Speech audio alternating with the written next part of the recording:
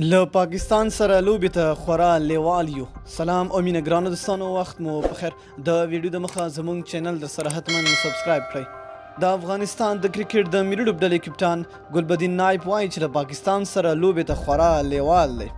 ګلبدین نایب له پاکستان سره تر لوبې څو ساعتونو مخکې خبریالانو ته وویل چې لوبډلې په تمریني لوبې کې پاکستان ته ماتې ورکړې او همدا بری به یې ښایي سبانۍ لوبې کې مورال لوړ ساتي.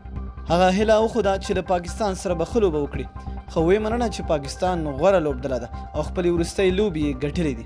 ګلبدین وویل پاکستان به خپله هڅه کوي چې د بری لړۍ روانه وساتي، خو موږ هم خپله 100% هڅه کوو چې د کرکټ نړیوال جام سیالۍ په ښه توګه پای ته ورسوو.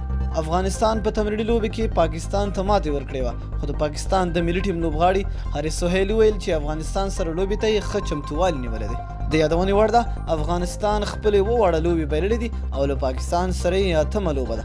دوستانو، تاسو څه فکر کوئ چې آیا افغانستان به دغه لوبه د پاکستان څخه وګټي؟ لاندې په کمنټ کې خپل نظر راسره شریک کړئ. تر بلې ویډیو د لوی الله په امان.